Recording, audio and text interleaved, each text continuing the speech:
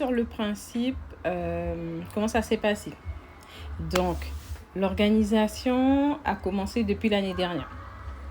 Donc, la destination était déjà connue. On a préparé, donc quand je dis on, bon voilà, avec mes recherches et puis avec d'autres personnes qui m'entourent, on a commencé à préparer donc le parcours du voyage.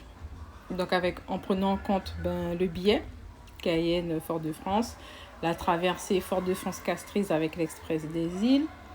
L'hébergement, on l'a cherché depuis l'année dernière. On a regardé aussi pour le contact pour le transport. Oui, parce que c'est très important de pouvoir se déplacer comme on le veut.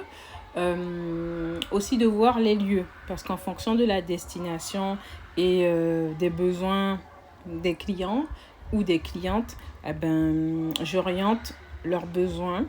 Donc en termes culturels, en termes divertissement, qu'est-ce qu'elles ont envie de découvrir, qu'est-ce qu'elles ont envie de faire comme activité. Donc vraiment dans le budget, tout est compté. Également, tout ce qui est le budget sorti, voilà, le budget nourriture, donc tout ça on le prend en compte. Les seules choses qui sont à la charge des personnes, c'est leur billet d'avion, le transport bateau, le taxi et puis l'hébergement. Voilà, mais en ce qui concerne le service proposé pour les repas, voilà, l'organisatrice. Donc moi, en l'occurrence, je gère les repas. Et puis, voilà. Donc, qui fait que pour les personnes, vraiment, elles prennent... Pourquoi on a choisi cette période-là, juillet 2026? Parce que juillet 2026, c'est la période du carnaval. À savoir qu'à Sainte-Lucie, les festivités commencent le 1er juillet jusqu'au 22 juillet. Donc, ça veut dire que des soirées sont faites, des brunchs soca sont faits. Il y a ce qu'on appelle le Jouvert, qui est le 19 juillet, parce que le carnaval, donc le Carnival Monday, c'est le 20 juillet, le Carnival Monday, et le Mardi Gras, donc le Carnival Tuesday, le 21. Donc, le 20, c'est le jour où les personnes défilent dans leur groupe avec les costumes, en général avec les plumes et tout.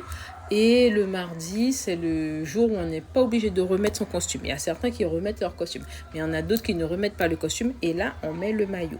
Et selon chaque groupe, le maillot est différent dans un autre style sexy, coloré, monochrome. Voilà, ça dépend de chaque groupe. Donc, nous, on va aller voir le carnaval. On va prendre l'ambiance du carnaval. Donc, on va faire le Jouvert. On va faire Bloco. Bloco est déjà quasiment sold out pour tous les tickets. Nous, on a pris nos tickets vraiment à l'avance.